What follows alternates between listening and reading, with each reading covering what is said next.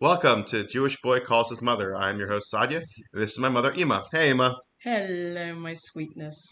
Hey, this week's episode, we're going to talk about uh, a lot of things have been happening in the media lately about the representation of Orthodox Judaism.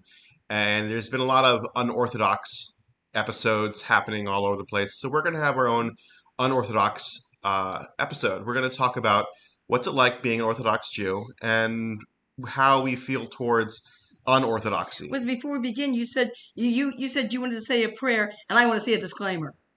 Sure. I normally go ahead and personally say a little prayer to myself before I start because it helps keep me centered before I go on these episodes. Well, quite honestly, I think the conversations we have before the episodes are a lot funnier than the episodes themselves.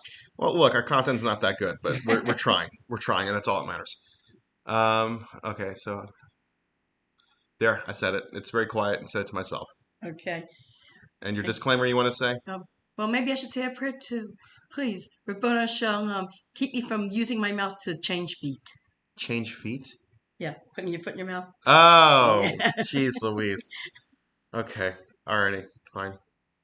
Oh my God. Yeah. So I haven't watched. To be honest, I haven't watched anything. The only, the only, the only media I've ever consumed with this unorthodox stuff was I read a book by Shulam Dean. I think it's called "Those Who Wandered" or something like that by Shulam Dean, and it was about a Hasidic guy from Monsey, New York, who was a New Square Chassid who went off the derech. And when I read it, I liked the book. It made me connect more to the Yiddishkeit because it was a very personal story that didn't have any bashing to it, any negativity, and any anger.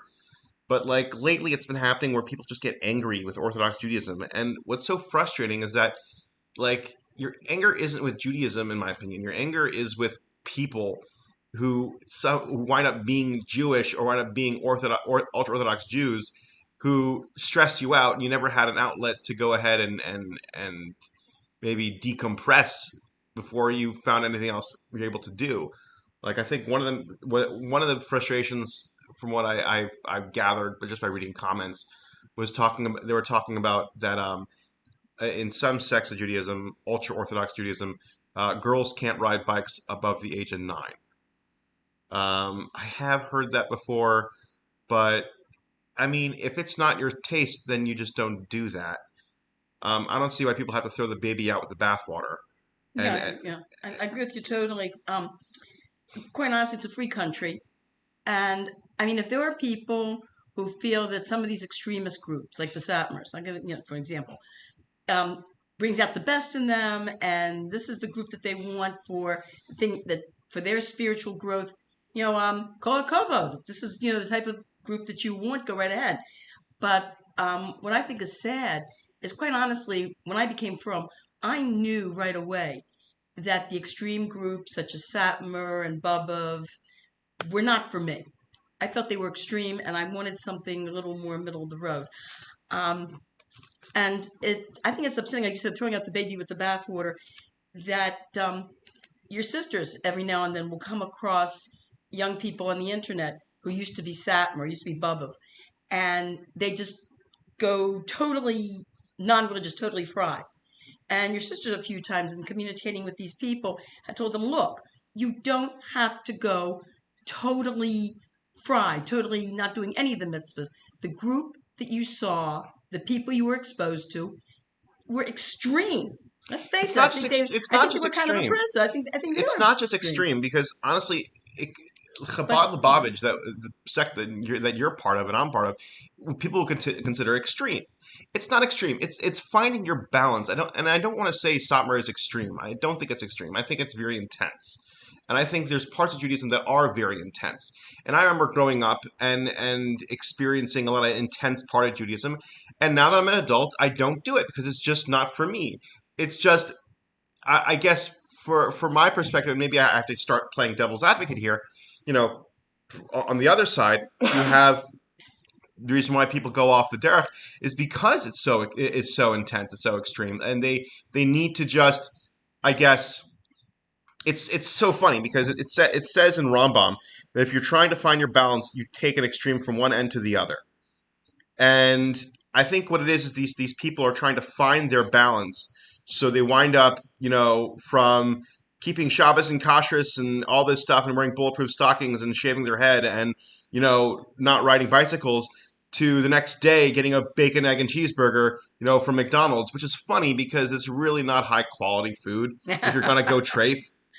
But that's just what they think of because that's what they're told since they're, kids of that's the epitome of trafe.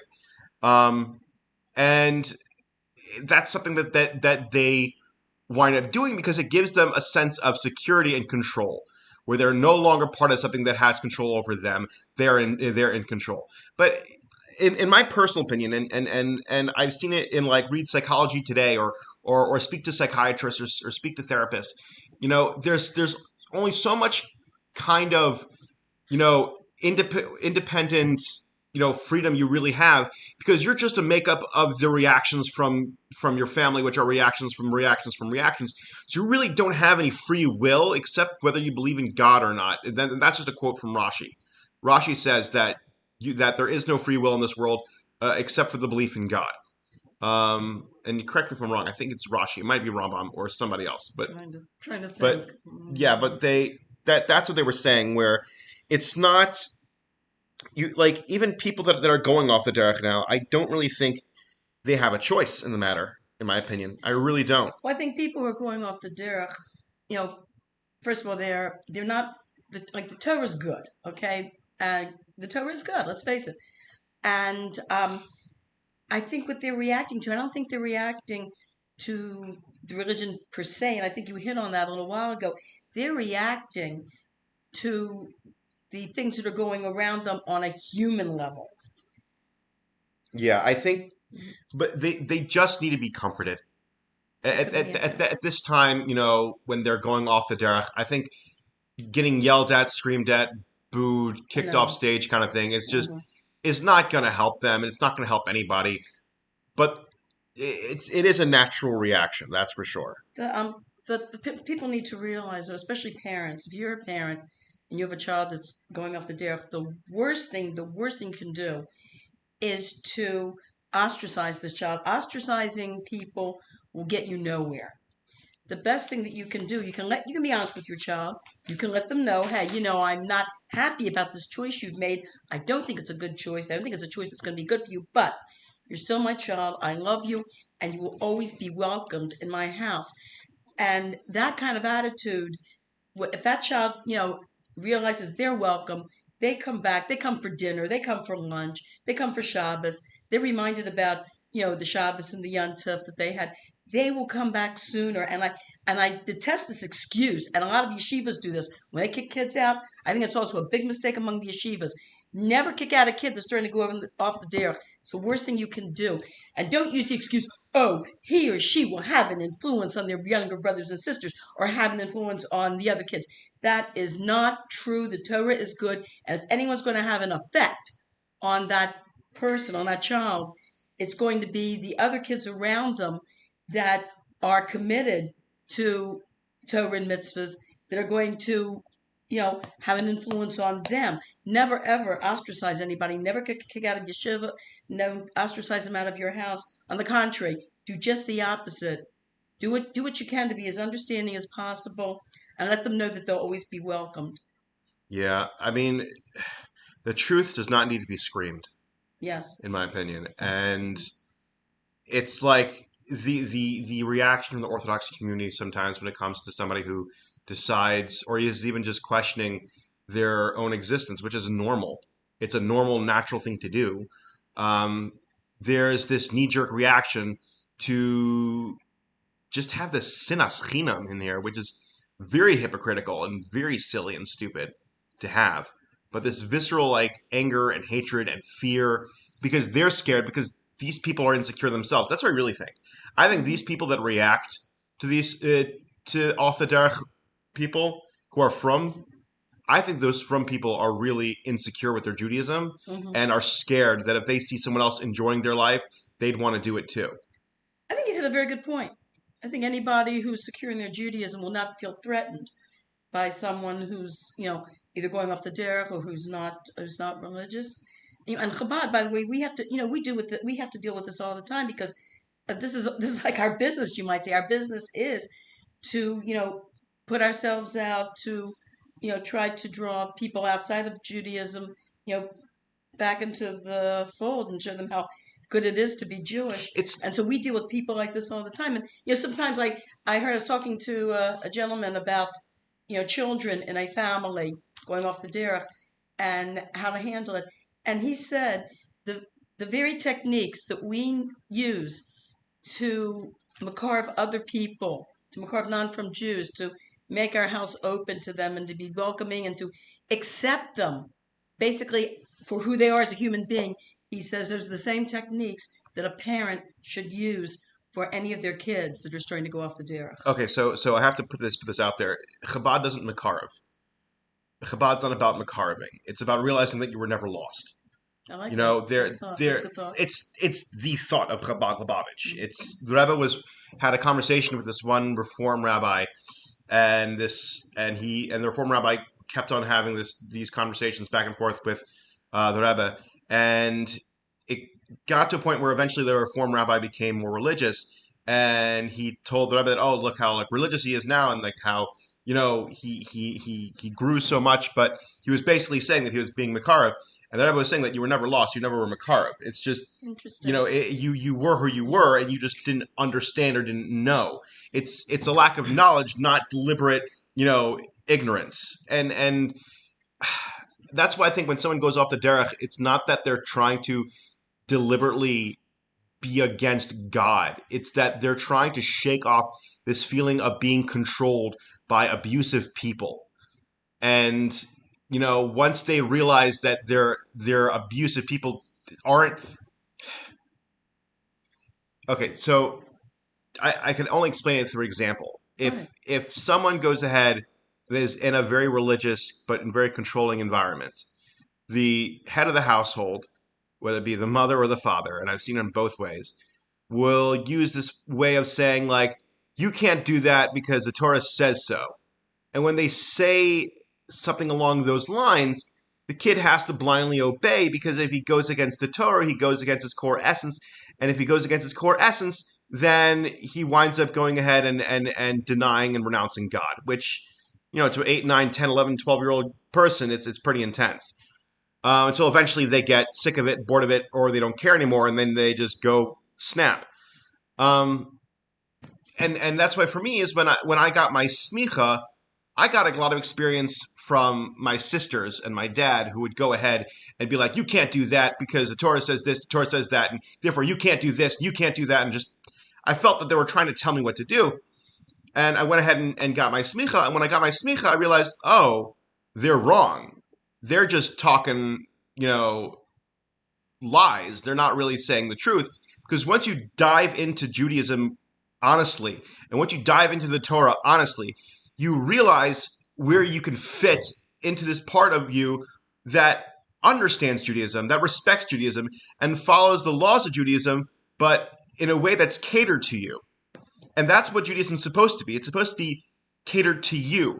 And if you're doing something or someone's telling you to do something and it just doesn't fit right to you and just doesn't sound right to you or feels a little bit controlling, go with your gut, because most likely if you speak to a rabbi that you can, confide in and have a conversation with them and do your own research as well, you'll find out that most likely there is a way to observe Judaism that you'll find more uplifting, that will make you want to connect to Hashem and not try to run away from your past. Well, there's also like there are basic tenets too. Like there's like basic laws of kashrus, basic laws of Shabbos, basic laws of Taras Mishpacha that from people have to follow, or should follow. And I just heard there was a beautiful story I heard once about a family where one of the older brothers decided just to leave Judaism, do his own thing, and one day the mother saw one of the little 8-year-old brother with what she thought was her husband's black hat, and he was brushing it and cleaning it. And she said to the little brother, "Oh, how nice of you! You're cleaning your father's hat." And he goes, "This isn't Tati's hat." And she says, "Whose hat is that?" And he named the older brother who had gone off the dare after that was his hat. So the mother said to the little boy, "Why are you cleaning off his hat?" And he said, "So when he comes back, it'll be ready for him." Oh. And when the son, remember she still kept in contact with the son. She still let him know that he was always welcome in their house. So he used to call her on a regular basis. So when he called her, she told him the story. And this big macho guy who's off doing his own thing, would you believe, actually started crying. Oh, wow. And a few months later, he called up. He says, "Ema, I got great news for you." He says, "I've decided to go back to being from." He says, "There's nothing out there." He says, "One treif restaurant is the same as the other. One bar is the same as the other." He says, "Besides that, the drinks are much too expensive." See, like honestly, I had this whole conversation with Ruthie. We were talking about pizza, and the biggest question is, what is the best pizza in Baltimore? And everyone would say, it's Toe Pizza. What are you talking about? It has to be Toe Pizza. And I hung out with a lot of non-Jewish people for a while, and I took a poll, and I asked them what their opinion was with different pizzas, and found out actually Caramel's pizza was the best tasting. But this is people from Maryland. As Ruthie responded, you're forgetting New Yorkers, so you have to speak with New Yorkers about what's the best pizza. But it's just a pleasure seeking, and again, speak to people that are motivational speakers or life coaches, and they'll tell you pleasure seeking isn't really healthy. It's not good, and it's something to stay away from. And it's best to go ahead and be a little more restricted than be a little more, over the top and consuming, because it's better for your mental health and well being. Well, people, man's a spiritual being. Man, woman, Man, humankind. man, it's But just it's when you okay. You politically could, correct. uh, Yeah, but we're all spiritual beings. And I think I remember when I was growing up during 1950s and early 60s, that was you might say, the heyday of the reform and conservative movement. And I had friends that, whose parents had been raised in, like Orthodox homes and became really like anti-religious, and because they felt same. They said that the rabbis and the parents were always like, "You got to do this and you got to do this and you got to do this," with no explanation, and eventually they left. So um, a lot of the when I was in college, you had Jewish kids, very sad to say, that were going to other religions. Like you had the Jews for J movement, you had the Hare Kishkas, and a lot of Jewish kids were going for these groups. Why? Because they were spiritually starved, and they didn't know, because they didn't have a good Jewish education. They didn't know that the spirituality they were looking for was in Judaism. We do things, they were doing things for a spiritual high. Where, guess what? What do you think the mitzvahs are all about? The Shabbos, the kashrus, everything, the mezuzahs, everything that we do, the davening. We're trying to get to a higher spiritual level. I was talking to somebody who was starting to become attracted to the Kishka movement.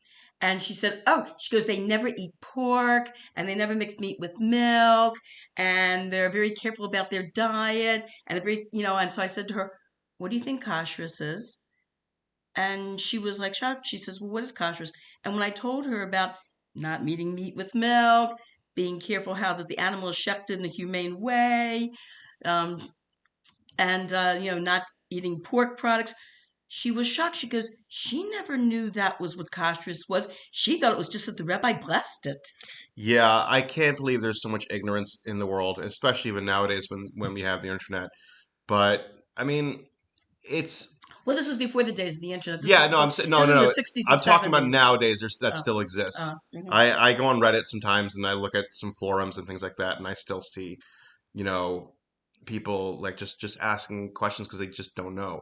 Which I mean, I guess that's fine. There's a part of me that just is like, it's it's right there. It's right there. Chabad.org is like the first website that comes up when you ask any Jewish question.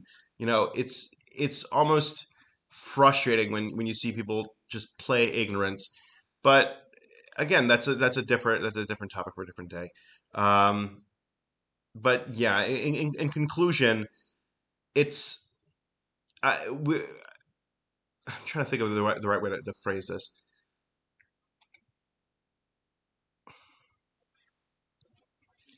In conclusion, the stories of people bashing orthodoxy, they're doing more harm than good. They might be hurting, but at the end of the day, who they're trying to reach is not going to listen to them with that kind of attitude. Good point. Very Yeah. good point. All right, that's the end of the episode.